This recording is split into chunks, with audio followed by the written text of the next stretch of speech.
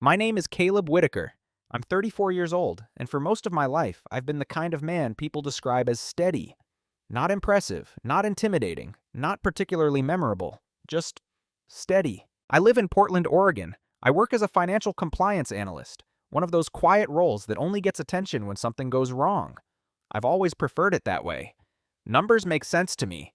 Patterns make sense to me. People sometimes don't. If you met me at a family gathering, you probably wouldn't remember much about me afterward. I'm the one refilling drinks, stacking plates, fixing the Wi-Fi when it drops. I don't argue. I don't compete for attention. I don't correct people when they assume I'm less ambitious than my cousins or less decisive than my older brother. I let them think what they want. Most people mistake quiet for passive. They mistake patience for weakness. And they mistake restraint for lack of awareness. This story isn't about revenge. It's not about dramatic confrontations or shouting matches in wood-paneled offices. It's about something much quieter than that. It's about perception, about inheritance, not just of money, but of assumptions, about the role a family assigns you, and what happens when you quietly step out of it. When my grandfather passed away last year, I was told he hadn't left me anything. Not a letter, not a keepsake, not even a mention in his will. It didn't surprise anyone. It barely surprised me. I had always been the practical grandson, the helpful one, the one who visited without asking for anything, the one who handled paperwork when his eyesight got worse, the one who drove him to medical appointments when the others were too busy. So when the attorney read the will and my name wasn't there, the room didn't shift. No one looked uncomfortable. No one questioned it. They told me grandfather died without leaving me anything, and for a moment I accepted that. But acceptance and belief are not the same thing, because I knew my grandfather. I knew the way he paused before signing documents, the way he triple-checked details, the way he once told me, very casually, that the version they show you isn't always the only one. A week later, I found something in his safety deposit box that changed everything. The version they showed me wasn't the only one. What followed wasn't explosive. It wasn't cinematic in the way people expect justice stories to be. It was quieter than that, more precise, and far more permanent. This is the story of how I was underestimated, and why I never corrected them. Before we begin, let me ask you something. Have you ever been in a room where everyone had already decided who you were, and never realized you were still deciding for yourself? To understand what happened after my grandfather died, you need to understand who I was to them while he was still alive. In my family, identities form early, and they tend to stick. My older brother Daniel was the decisive one, confident, outspoken, always first to volunteer an opinion. My cousin Mark was the risk taker. Real estate flips, crypto investments, big personality, bigger stories. Even my younger cousin Elise had her role. The artistic one, the emotional one, the one everyone protected. And me? I was reliable. That word sounds like a compliment until you realize what it really means in practice. Reliable means you'll show up, but no one waits for your input. Reliable means you'll handle the logistics, but someone else gets the credit for leading. Reliable means you won't make a scene, so people feel safe overlooking you. At family gatherings, I was the one adjusting the thermostat when Grandma said it was too cold. I was the one organizing group gifts, the one who read contracts before anyone signed them, though no one ever asked what I thought about them afterward. When my grandfather's health began declining, the pattern solidified. Daniel handled big conversations. He'd sit at the dining table, leaning back in his chair, talking loudly about estate planning and tax strategies as if he were already managing everything. Mark would chime in about investment opportunities, half of which my grandfather politely ignored. And I drove him to appointments. I sat beside him in waiting rooms that smelled faintly of antiseptic and old magazines. I helped him log into his online accounts when he forgot his passwords. I labeled folders for him, insurance, property deeds, banking statements. No one saw those hours, not because they weren't visible, but because they weren't dramatic. When my grandfather needed someone to review a billing error from his insurance provider, he'd call me. When he couldn't remember which safe deposit box branch held certain documents, he'd ask me to check the records. But in family discussions, I was still treated like support staff. There's a particular kind of invisibility that doesn't come from being excluded. It comes from being included only as a utility. At one dinner, about 6 months before he passed, Daniel made a joke. "Well, at least we know Caleb's not after the inheritance," he laughed, raising his glass. "He's too practical for that."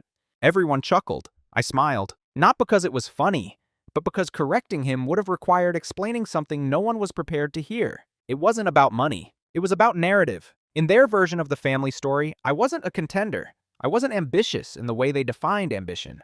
I didn't compete for attention. I didn't argue loudly enough to register as influential, so they assumed I wasn't calculating, that I wasn't observing, that I wasn't learning. And here's the thing, I never tried to change their perception. Because there's an advantage to being underestimated, people speak freely around you. They reveal priorities. They expose assumptions. They tell you exactly who they believe you are. Over time, I realized something subtle but important. They weren't ignoring me out of cruelty. They were ignoring me out of certainty. They were certain I would stay in the role they assigned me. The dependable grandson. The quiet helper. The man who would accept whatever outcome was handed to him. And maybe at one point I would have. But certainty can be dangerous, especially when it blinds you to what's happening right in front of you. You see, while they were busy defining me, I was quietly defining myself. The first real cut wasn't loud. It didn't happen in the lawyer's office. It didn't happen at the funeral. It happened on a Tuesday afternoon in my grandfather's kitchen about 4 months before he passed. He had asked me to come over to help him review some paperwork. Nothing unusual. A few bank statements, a renewal notice for one of his CDs, a letter from the credit union about changes to account terms. We sat at the small oak table near the window, the one with the scratch along the edge from when Daniel dropped a toolbox on it years ago. My grandfather adjusted his glasses and slid a folder toward me. "I want to make sure everything's in order," he said quietly. "Not for now. For later." I nodded. "Of course." About halfway through, Daniel walked in without knocking. He had that restless energy he always carried, like the room needed to adjust to him, not the other way around. "What's all this?" he asked, glancing at the documents in front of me. "Just reviewing statements," I replied. Daniel gave a small smirk. "You turning into the family accountant now?" My grandfather didn't respond. He just watched. "It's just organization," I said evenly, "making sure nothing's overlooked." Daniel leaned against the counter, arms crossed. "You know, Dad and I already talked to Mr. Halpern about the estate plan, right? It's pretty straightforward." I hadn't known that, but I didn't let that show. "That's good," I said. "Clarity helps." He looked at my grandfather. "We don't need to overcomplicate things, Grandpa. Everything's set." The word lingered in the air. My grandfather's fingers rested lightly on the folder in front of me. He didn't remove his hand. He didn't affirm what Daniel said, either. "I like to review things myself," he said calmly. Daniel shrugged. "Sure. I just don't want Caleb wasting his time. There's not much to adjust." Wasting his time. It was a small phrase, casual, almost careless. But something about it stayed with me. Not because it was insulting, I'd heard worse, but because it revealed something subtle. Decisions were being made in rooms I wasn't invited into. Not maliciously, just automatically. Daniel assumed authority. Mark would back him. And because I wasn't competing for control, they interpreted my silence as disinterest. That afternoon, after Daniel left, my grandfather sat quietly for a moment. "You ever notice," he said slowly, "how people assume the quiet one doesn't have a position?" I met his eyes. All the time. He nodded once. Then he tapped the folder in front of me. "Always read everything yourself, Caleb, even when someone tells you it's already handled." That was it. No dramatic music, no revelation. Just advice. But it landed differently that day. Because for the first time, I realized something wasn't just being handled. It was being framed. And while everyone else seemed comfortable with the narrative, that the estate plan was simple, finalized, decided, I felt something else beneath it. Not suspicion. Instinct. The kind that doesn't shout. The kind that whispers, "Look again." When I drove home that evening, I replayed the conversation in my head. Not the words themselves, but the confidence behind them. It's pretty straightforward. Everything's set. There's not much to adjust. People who are secured in the truth don't usually repeat it that often. That was the first small cut. Not an act of betrayal, just a reminder. I wasn't in the room where certainty was being built. And that meant I needed to start building my own clarity, quietly. After that Tuesday, nothing dramatic changed. That's the strange thing about patterns. They don't announce themselves. They repeat quietly until you stop noticing the repetition. Daniel continued referencing the plan as if it were a shared understanding. Mark began using phrases like, "when everything transitions," in casual conversation, usually while discussing property values or tax exposure. They spoke in confident hypotheticals, as if the future had already been drafted and notarized. And every time I nodded, not because I agreed, but because I was observing. There's a social contract in families that goes unspoken. Roles are maintained for the sake of comfort. If you've always been the accommodating one, any deviation feels disruptive, so you adjust yourself to keep the temperature stable. I had been adjusting for years. At Sunday dinners, when Daniel dominated conversations about asset allocation, I refilled water glasses. When Mark joked about keeping Grandpa's real estate in capable hands, I smiled faintly and changed the subject. When someone asked me about work, and I mentioned compliance audits, their eyes would glaze over before I finished the sentence. "He likes paperwork," Elise once said gently, as if translating my existence for the room. They didn't mean harm. That's what made it complicated. Disrespect isn't always sharp. Sometimes it's soft. It's being talked over. It's having your contributions summarized by someone else. It's being assigned practicality instead of authority. Over time, I began to rationalize it. Daniel's just more assertive. Mark's just more entrepreneurial. They're louder, that's all. And I told myself something else too. I don't need recognition. That part was true. But what I didn't admit was that I also didn't want conflict. It's easier to remain underestimated than to correct a narrative that benefits everyone else. A month before my grandfather passed, there was a family meeting at his house. Supposedly informal. Just a check-in. Mr. Halpern, the family attorney, was there. That caught my attention. Daniel did most of the talking. Mark asked questions about liquidity and timeline projections. I noticed the phrasing carefully. Not if, always when. When the estate is distributed, when we restructure, when the properties transfer. I asked one question. Just one. Has Grandpa reviewed everything recently? The room shifted, subtly. Daniel gave me a look that wasn't hostile, just dismissive. "We've got it covered, Caleb." Mr. Halpern offered a polite smile.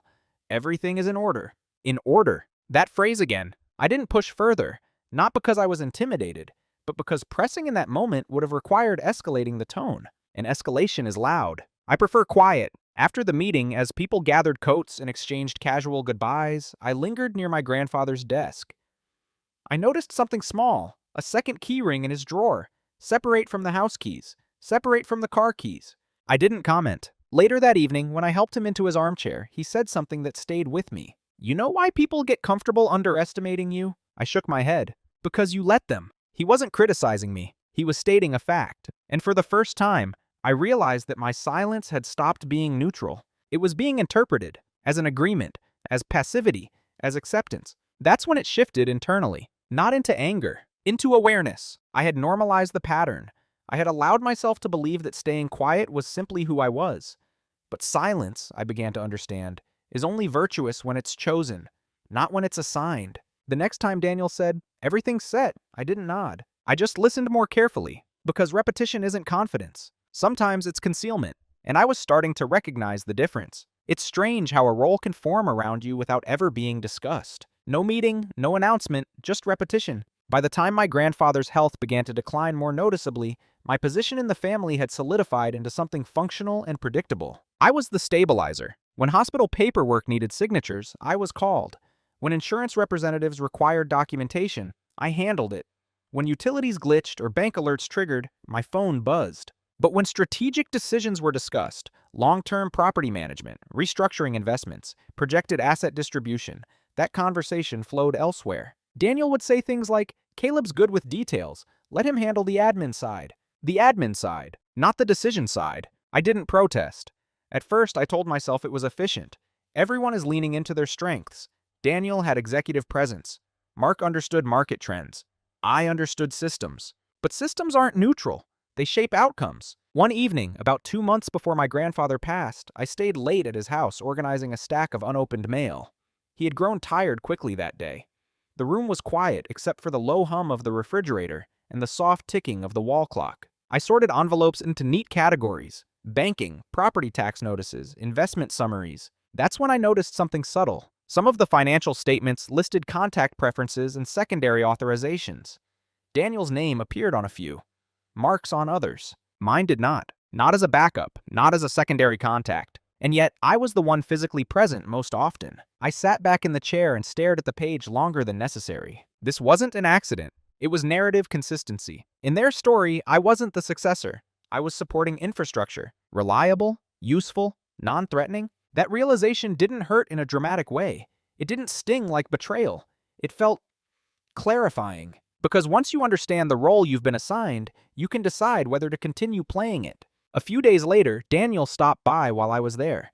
He glanced at the organized stacks on the table. "See, this is why we need you," he said, almost cheerfully. "You keep everything neat. We need you." There was something almost patronizing in the phrasing, though I'm not sure he meant it that way. It positioned him and Mark as decision makers and me as maintenance. I met his eyes calmly. It helps to know what's actually here. He waved a hand dismissively. "We already have the big picture." The big picture. It's interesting how people use that phrase when they haven't examined the fine print. After he left, I walked into my grandfather's study. The desk was immaculate. As always, he believed in order, in documentation, in redundancy. That's when I noticed the small metal lockbox tucked behind a row of hardcover law books. I didn't open it, not then, but I registered its presence, and something inside me settled. I finally understood the architecture of the situation. I wasn't being excluded aggressively, I was being categorized. And categories create blind spots. They were so certain of my role, so comfortable with my predictability, that they never considered what I might do if I stopped being predictable. That night, as I locked up the house, I realized something quietly powerful. They hadn't diminished me, they had simplified me. And simplified versions of people are the easiest to overlook. The shift didn't happen at the funeral. It didn't happen when the attorney read the will, and my name wasn't mentioned. It happened 3 days later, in the silence after everyone stopped calling. Grief has layers. The first is noise, condolences, logistics, casseroles on kitchen counters. The second is administrative, certificates, account closures, coordinated signatures. And then there's the third layer, stillness. I was alone in my apartment when the weight of it settled. Not the weight of the inheritance, I hadn't expected one, but the weight of finality. My grandfather was gone, the one person in the family who had spoken to me without assumption. The will reading had been uneventful. Daniel received the majority of the real estate holdings. Mark was assigned oversight of certain investment accounts. Elise was given a modest trust. When the attorney finished, there was a natural pause, the kind where people glanced down at the pages to confirm what they just heard. My name never came. No one reacted. Daniel avoided eye contact, but not in guilt, more in discomfort, as if he expected disappointment and didn't want to witness it. I nodded once, stood, and thanked Mr. Halpern for his time. Reliable, predictable, graceful in absence. But 3 days later, sitting alone at my kitchen table, I replayed something my grandfather had said months earlier. Always read everything yourself, even when someone tells you it's already handled. And another line, the version they show you isn't always the only one. That sentence hadn't sounded dramatic at the time. It had sounded instructional. My phone buzzed with a message from Daniel. We'll start transitioning property management next week. I'll loop you in if we need help organizing anything. If we need help organizing anything. There it was again. Utility, not inclusion. I stared at the message for a long moment before placing the phone face down on the table. For years, my silence had been reflexive, a habit built from temperament and reinforced by family dynamics. But now it felt different. Now it felt like a choice, and that distinction mattered. I stood up, walked to the bookshelf in my living room, and pulled out a small envelope my grandfather had handed me 6 months earlier. He'd given it to me casually, almost absent-mindedly. Just in case I forget something, he'd said. I hadn't opened it. It felt premature at the time. Now, it didn't. Inside was a single sheet of paper. Not a will, not instructions. Just a bank name, a branch address, and a box number. Safety deposit box. My pulse didn't spike. There was no cinematic rush of realization. Just clarity. I sat back down slowly. If the estate plan had been as straightforward as Daniel insisted, why had my grandfather handed me that information separately? Why hadn't it been mentioned during the reading? Why hadn't Mr. Halpern referenced any additional holdings or documents? There are moments in life when anger would be easier, but what I felt wasn't anger. It was alignment. All the small dismissals, all the confident reassurances, all the "we've got it covered." They formed a pattern, and patterns are what I understand best. That night, I didn't text anyone. I didn't accuse anyone. I didn't confront the attorney. I simply made an appointment with the bank for the following morning. Silence, I realized, doesn't have to mean compliance. Sometimes it's preparation. And for the first time in my life, I wasn't staying quiet because I was overlooked. I was staying quiet because I was about to look closer. The bank was quiet in a way that felt deliberate. Muted carpet, frosted glass, low voices behind polished counters. It wasn't a place for urgency. It was a place for patience. I gave the receptionist my name and the box number written on the paper. She checked the system, nodded once, and asked for identification. Relationship to the box holder? She asked gently. Grandson, I replied. I was granted access. She studied the screen a moment longer, then stood. Yes, you're listed. Listed. That word landed softly but firmly. I hadn't been listed on account authorizations. I hadn't been listed in the will that was read aloud. But here, in this system, my name existed with intention. She led me to a private viewing room and placed the small metal box on the table between us. Take your time, she said before leaving. When the door closed, the silence felt different from the silence at home. This one held potential. I didn't rush. I slid the key into the lock, turned it slowly, and lifted the lid. Inside were 3 items. a sealed envelope, a smaller velvet pouch, and a neatly folded document secured with a paperclip. No dramatic music, no shaking hands, just steady breathing. I opened the document first. It was a will, dated 8 months earlier. Signed, witnessed, notarized. I scanned the headings carefully, methodically, like reviewing a compliance report. And then I saw it. My name. Not as an afterthought, not as a token mention, as executor, primary executor, and a beneficiary of a separate asset category not referenced in the version read by Mr. Halpern. I didn't react outwardly. I didn't smile.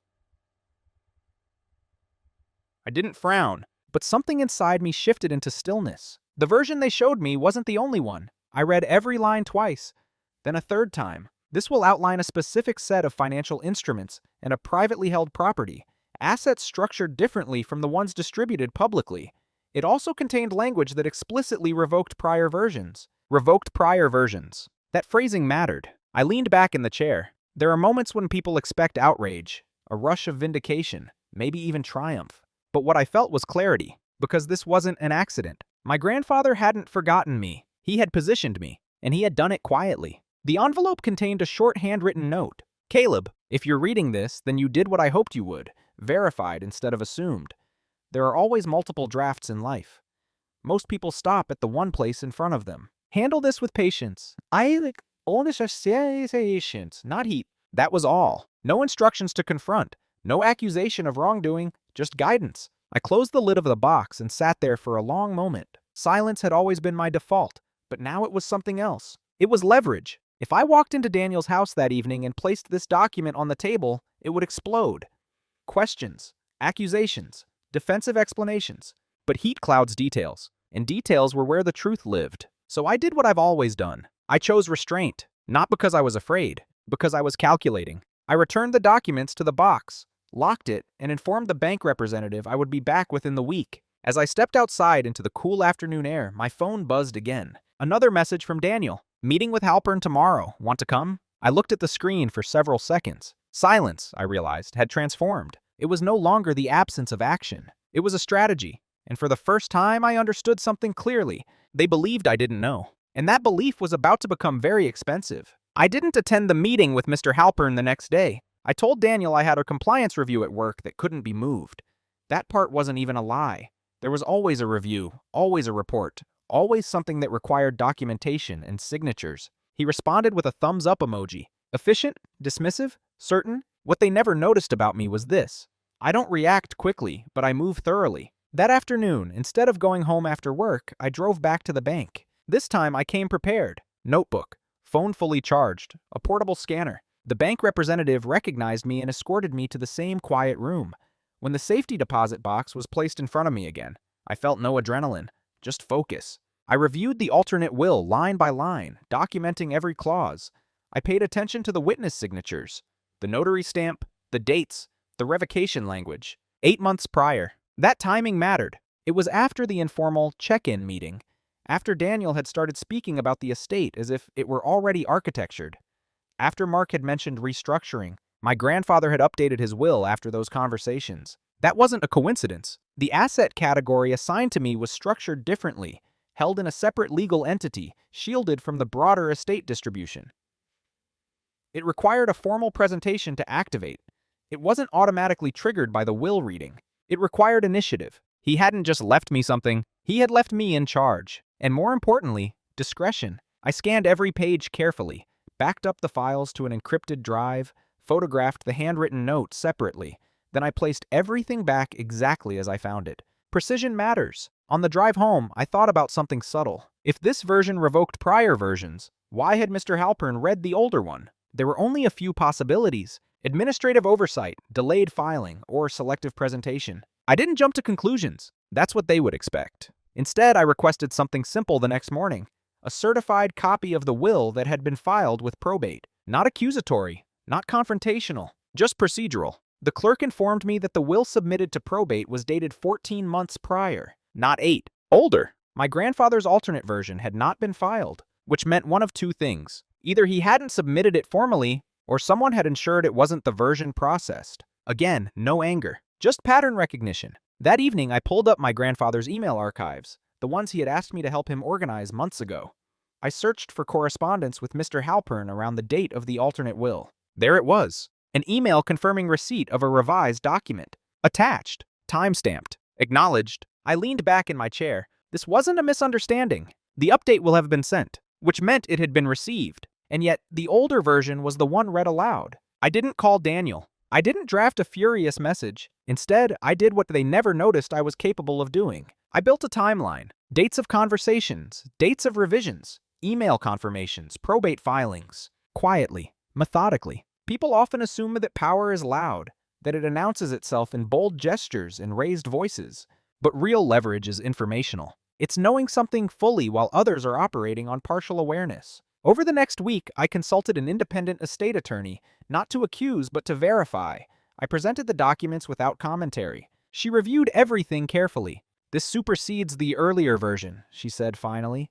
If it was properly executed and delivered, it should have been the controlling document. Delivered? I asked. Receipt confirmation is strong evidence, she replied. I nodded once. Everything was aligning. They thought the story had concluded at the will reading. They believed the narrative was closed, but they never noticed that I was the one who had always read the fine print. And now, I had something more valuable than anger. I had clarity, documentation, and time. Because once you understand the architecture of a mistake, you don't rush to expose it. You let it reveal itself. The hardest part wasn't discovering the second will. It was deciding what to do with it. For 3 days, I told no one. Not Daniel, not Mark. Not even the independent attorney can go beyond procedural verification. I went to work. I answered emails. I attended meetings. On the surface, nothing shifted. But internally, everything had sharpened. There's a moment when information stops being shocking and starts becoming strategic. That's where I was. I scheduled a formal consultation with the independent estate attorney and brought certified copies of everything. The alternate will, the email confirmation from Mr. Halpern acknowledging receipt, and the probate filing date of the older version. She reviewed the documents again, this time with more deliberation. If this was executed properly, and it appears to be, the newer will controls, she said. The fact that an earlier version was submitted to probate is concerning. Concerning how? I asked. It suggests either error or omission. But once a newer valid will is presented, the court must recognize it. Must! That word carried weight. Would this trigger a dispute? I asked. Likely, she replied calmly. But disputes don't favor those without documentation. Documentation! That was my advantage. I didn't feel triumphant. I felt aligned. For years, I had been treated as the detail-oriented one. The quiet systems thinker. The administrative support. Now those same traits positioned me differently. I wasn't reacting emotionally. I was sequencing events. Before filing anything, I requested one more thing. A formal record of when Mr. Halpern had last corresponded with my grandfather regarding estate revisions. Through proper channels, we obtained it. 8 months ago. The same date as the alternate will. There was no gap in communication. No indication that my grandfather had abandoned the revision. Which meant the narrative presented at the reading wasn't incomplete. It was outdated, and someone had chosen not to correct it. That realization could have sparked anger. It didn't, because anger narrows focus. Clarity widens it. I went back to the safety deposit box one final time, not to reread, but to confirm. I wanted to sit in the quiet room once more, holding the document in my hands, making sure my interpretation wasn't influenced by emotion. It wasn't. The language was precise. Revocation clause explicit. Beneficiary designations are clear. Executor authority assigned to me. My grandfather had not been subtle. He had been deliberate. The velvet pouch inside the box contained something small, a signet ring I remembered him wearing years ago.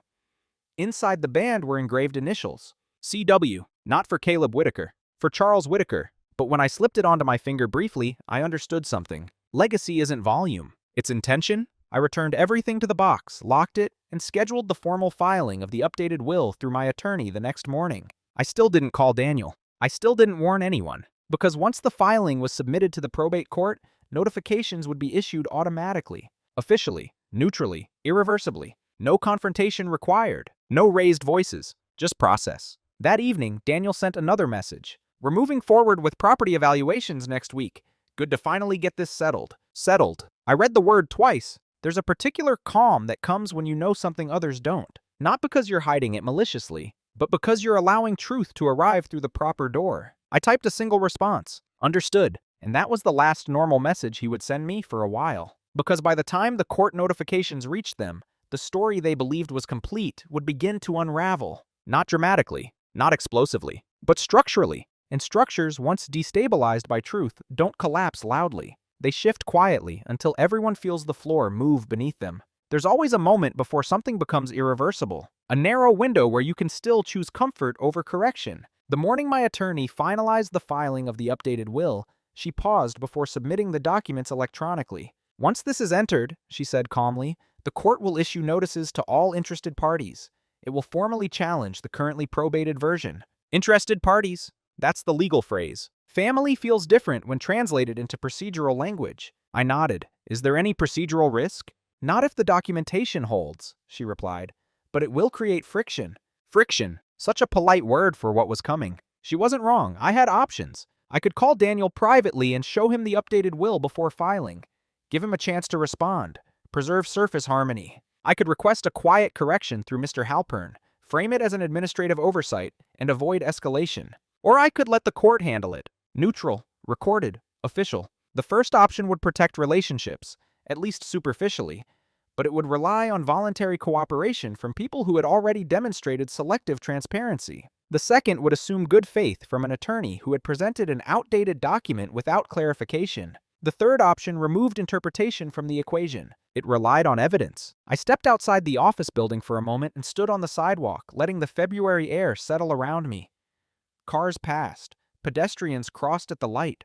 The world continued without awareness of the quiet pivot forming in a probate filing system. I wasn't angry. That's important. Anger would have made the decision easier to justify emotionally. But I wasn't operating from emotion. I was operating from alignment. My grandfather had updated his will deliberately. He had ensured it was witnessed, notarized, and delivered. He had placed a copy in the safety deposit box and listed me with access. He hadn't asked me to argue. He had asked me to verify, and to handle it without heat. Calling Daniel beforehand would introduce heat. Negotiating privately would invite reinterpretation. Filing formally would honor the process. The decision became clear, not because it was dramatic, but because it was consistent. I returned inside. "Go ahead," I told my attorney. She submitted the updated will and accompanying documentation, including proof of receipt by Mr. Halpern 8 months earlier. With one click, the narrative shifted from family discussion to court record. There's something sobering about that moment. No applause, no visible reaction, just confirmation of submission. It would take a few days for official notices to reach everyone. Until then, everything would appear normal. That evening, Daniel called. Not unusual. He had been coordinating property appraisals. "Hey," he said casually. "Quick question. Did Grandpa ever mention anything about the investment LLC separately?" There was a pause in his voice I hadn't heard before. I kept mine steady. "Not to me." "Technically true." He exhaled slowly. "Strange. Halpern's office is asking for some clarification." "I didn't ask for details. I'm sure it'll get sorted," I replied. Silence lingered on the line. For years, I had filled silences for other people. This time, I let it sit. "Yeah," he said finally. "Probably nothing." "Probably." We hung up. He didn't know yet, but something in the system had already begun recalibrating. The decision had been made, not loudly, not emotionally, but permanently. Because once truth enters the official record, it stops being opinion. It becomes gravity, and gravity doesn't argue. It pulls. The first official notice went out 4 days later. I didn't see it. I didn't need to. By then, the probate court had acknowledged receipt of the updated will and scheduled a review hearing to determine controlling validity. Formal notifications were mailed to all beneficiaries named in both versions, which meant Daniel received one, Mark received one, Mr. Halpern received one. I was at work when my phone lit up with Daniel's name. I let it ring once, twice. Then I answered. "What is this?" he asked immediately. No greeting. His voice wasn't angry. Not yet. It was unsettled. "I assume you're referring to the court notice?" I said calmly. "Yeah," he replied. "It says there's a newer will, dated 8 months ago." There was a faint tremor beneath the composure. "Yes," I said. "And you knew about this?" "Yes." Silence. For a long moment, he didn't speak. I could almost hear the recalculation happening in real time. "Why didn't you say something?" he asked finally. It wasn't accusatory. It was disoriented. "Because I wanted it handled correctly," I replied, "through the proper process." Another pause. "Halpern never mentioned a newer version," he said slowly. "I'm aware." That word carried more weight than a paragraph would have. "You think this was intentional?" he asked. There it was. The beginning of doubt. "I'm not speculating," I said. "The updated will was executed, notarized, and acknowledged by email. It wasn't the version submitted to probate. The court will determine the next steps." I kept my tone neutral. Not cold, not sharp. Just factual. When people expect confrontation and receive composure instead, it unsettles them more deeply. This changes things, Daniel said quietly. Yes, I agreed. He exhaled. Why would Grandpa do this without telling us? I thought about that. He told the person he expected to verify it, I said. Another silence. This one is longer. For years, I had been the predictable one. The steady background presence. Now I was the variable, and they didn't know how to measure me. By the end of the week, Mark had called twice. Both times, I declined and texted back. In meetings, we'll discuss at the hearing. I wasn't avoiding them. I was maintaining structure. Meanwhile, my attorney prepared documentation packets, certified copies of the alternate will, email confirmations, and notarization records. Everything is organized chronologically. No dramatics, no accusations, just sequence. Mr. Halpern eventually reached out as well. His email was measured and professional. Caleb, it appears there may have been a clerical oversight regarding a revised draft. I would appreciate the opportunity to discuss before court proceedings escalate. Clerical oversight. Interesting phrasing. I forwarded the email to my attorney without commentary. Oversight implies accident, but 8 months of silence doesn't feel accidental. Still, I didn't respond emotionally, because this wasn't about humiliation. It was about alignment with documented intent. At the next family gathering, ironically scheduled to discuss transitions, the atmosphere was different. Quieter. Mark spoke less. Daniel avoided declarative statements. For the first time in years, they asked me direct questions. When did you find it? Why didn't you bring it up sooner? Were you planning this? Planning. The word almost made me smile. No, I said simply. I verified it. That was the truth. I hadn't orchestrated anything. I had followed the instructions left to me. Always read everything yourself. Handle it with patience, not hit. As the hearing date approached, tension settled into something heavier than anger. Uncertainty. And uncertainty is uncomfortable for people who prefer control. But I wasn't moving loudly. I was moving correctly. And that distinction made all the difference. The consequences didn't arrive in the form of shouting. They arrived with hesitation. Property appraisals were paused. Investment transfers were delayed. Meetings that had once moved forward with confident assumptions were suddenly rescheduled pending clarification. For the first time since my grandfather passed, Daniel stopped speaking in definitive sentences. Instead of when we restructure, it became if the court approves. Instead of everything's set, it became we'll see how this plays out. Language reveals stability, and theirs was shifting. The probate court scheduled a preliminary review hearing to authenticate the updated will. My attorney handled most of the filings. I attended quietly, seated a few rows behind her, observing. Daniel and Mark sat together across the aisle. Not hostile, just unsettled. Mr. Halpern was present as well, expression professionally neutral. The judge reviewed the documentation. Execution date, notarization validity, email acknowledgement confirming receipt by counsel, and the revocation clause clearly voiding prior versions. There was no dramatic cross-examination, just process. Mr. Halpern stated that an administrative misfiling had resulted in the earlier version being submitted to probate. He emphasized there had been no malicious intent. The judge didn't react emotionally. Courts don't respond to tone. They respond to documentation. The latter will appear facially valid, the judge said. Pending final authentication, it will likely control distribution. Likely. That word landed differently than maybe. Daniel glanced at me for the first time during the proceedings. Not angrily, but searching. After the hearing, he approached. I didn't know, he said quietly. I believe you, I replied. And I did. This wasn't a conspiracy crafted in smoke-filled rooms. It was something more ordinary. Assumption. Comfort. Certainty that the louder voices were the relevant ones. Mark joined us a moment later. So what happens now? He asked. The court confirms validity, I said evenly. Then the updated distribution structure takes effect. He swallowed. And that includes the LLC? Yes? The privately held property, the structured financial instruments, the executor authority. Everything that had been casually referenced in the future tense was now subject to revised oversight. My oversight. Consequences rarely feel like punishment to those who triggered them. They feel like confusion. Over the next 2 weeks, something subtle unfolded. Daniel stopped hosting planning calls. Mark delayed investor conversations. Mr. Halpern sent a formal letter acknowledging the revised will's precedents and offering cooperation with the transition. No one accused me. No one shouted. But the energy changed. Because for the first time, I wasn't in the administrative seat. I was in the structural one. And here's what surprised me most. I didn't feel vindicated. I felt responsible. Being underestimated had insulated me from expectation. Now the expectation was real. Decisions required signatures.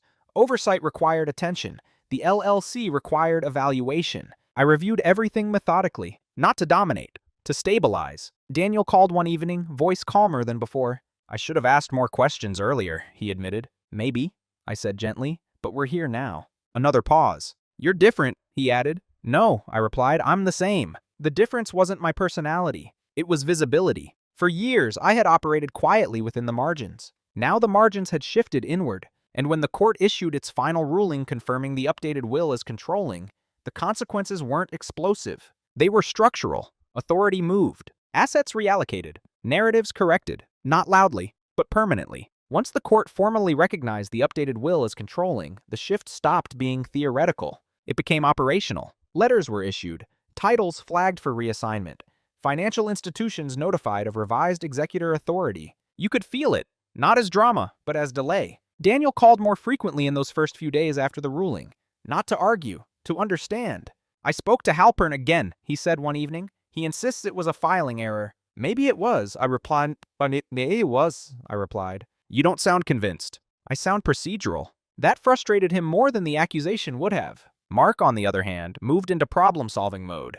There has to be a way to restructure this cooperatively, he suggested during a small meeting at Daniel's house. We can draft a family agreement, realign distribution informally. Informally? That word carried irony now. For what purpose? I asked calmly. To keep things balanced, he said. The original intention. Which original intention? I asked gently. The 14-month-old one or the 8-month-old one? Silence. The truth about balance is that it only feels balanced to those who expected advantage. No one shouted. No one accused me of manipulation. But there was something else in the room. Regret.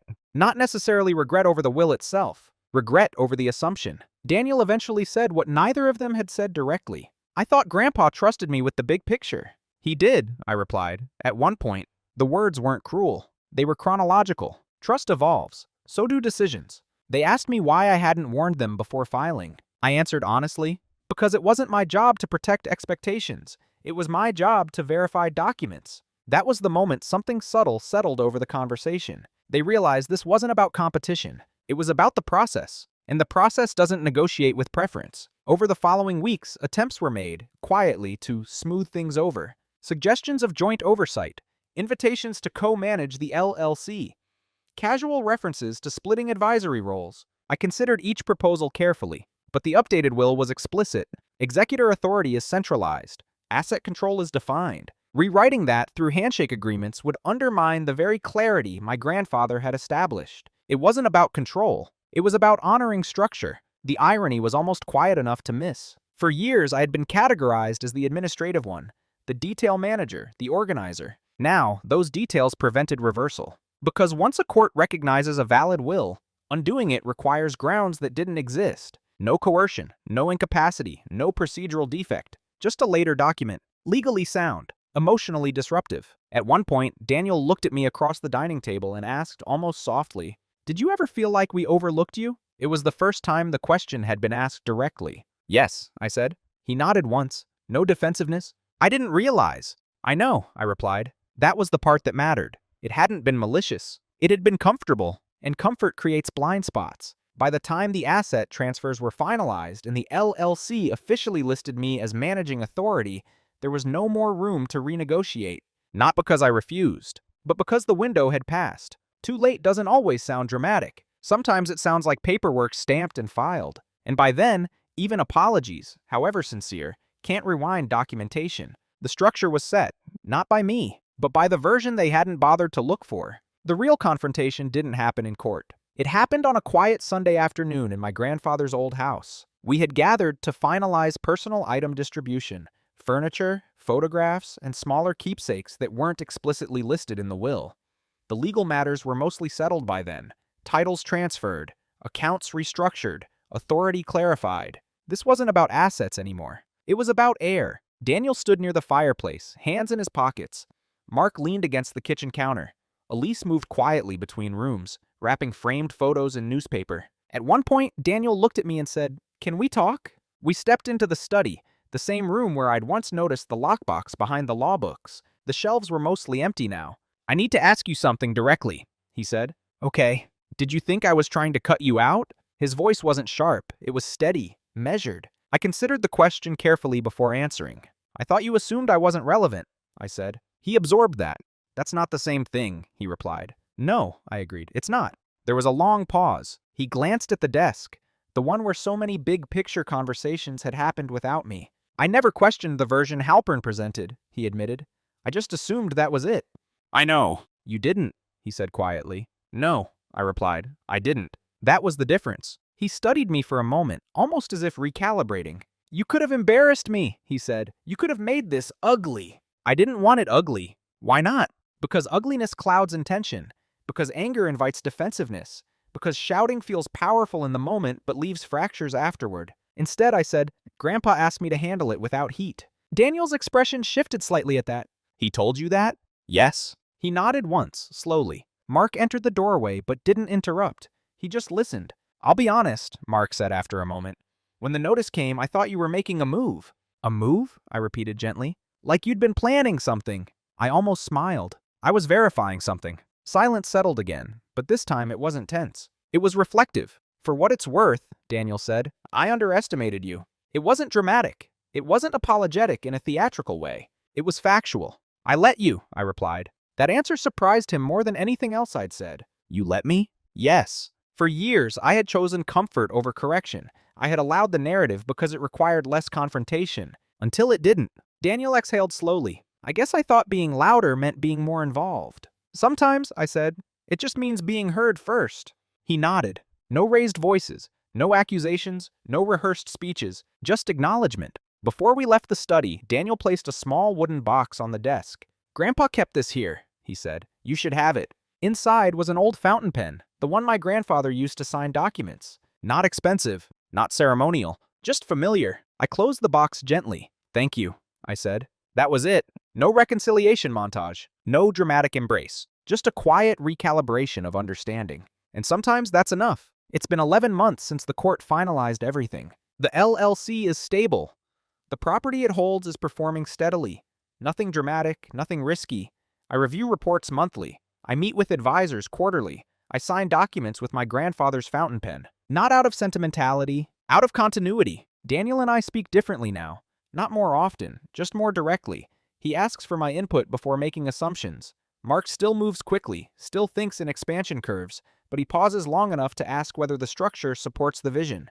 Elise once told me something that stayed with me. You seem taller, she said casually. I'm not, but I understood what she meant. There's a difference between being quiet because you feel small and being quiet because you don't need to prove scale. For most of my life, I confused the two. I thought staying silent was humility. Sometimes it was, but sometimes it was avoidance. What changed wasn't my temperament. I still don't dominate rooms. I still don't interrupt. I still prefer documentation to debate. What changed was ownership. I no longer accept roles assigned by comfort. If I'm in a room, I contribute. If I disagree, I state it calmly. If something feels incomplete, I verify it. Not aggressively, just clearly. People treat you differently when you treat your own presence as consequential. That's something I learned the long way. There's a misconception about power, that it transforms you into someone sharper, louder, more forceful. It didn't do that to me. If anything, it made me steadier, because the validation didn't come from winning. It came from alignment. My grandfather didn't choose me because I was overlooked. He chose me because I was observant. He didn't reward volume. He trusted patience. And once I understood that, something settled permanently inside me. I don't resent Daniel. I don't resent Mark. They operated within the narrative they were comfortable with. So did I. Until the narrative required correction. Sometimes I think about the moment in the bank. The quiet room, the metal box, the alternate document resting inside. If I had ignored the envelope, if I had trusted the version placed in front of me, none of this would have changed. I would still be reliable, still useful, still invisible. Instead, I'm something slightly different now.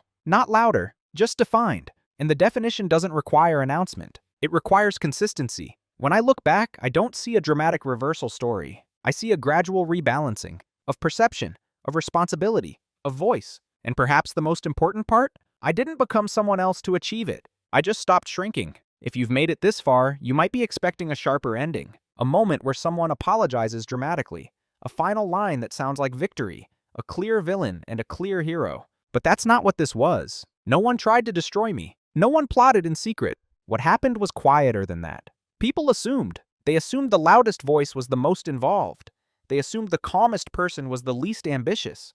They assumed the version presented first was the only version that existed. And for a long time, I allowed those assumptions to stand, not because they were accurate, because they were comfortable. The real shift in this story wasn't the hidden will. It was the moment I decided that silence would no longer mean surrender. Silence can be strength, but only when it's chosen with awareness. My grandfather didn't leave me leverage so I could dominate the room. He left it so I could stabilize it. He didn't ask me to embarrass anyone. He asked me to verify, to proceed without heat, to trust documentation over emotion. And maybe that's the part that matters most. You don't have to become louder to become visible. You don't have to humiliate anyone to correct a narrative. You don't have to shout to shift structure. Sometimes, the most powerful move is simply this: read everything yourself, especially when someone tells you it's already handled. If you've ever been underestimated, if you've ever sat in a room where people spoke about your future as if you weren't there, if you've ever been labeled reliable when you knew you were capable of more, I'm curious, did you stay quiet, or did you decide at some point to verify the version they showed you? I'd really like to know. Tell me in the comments.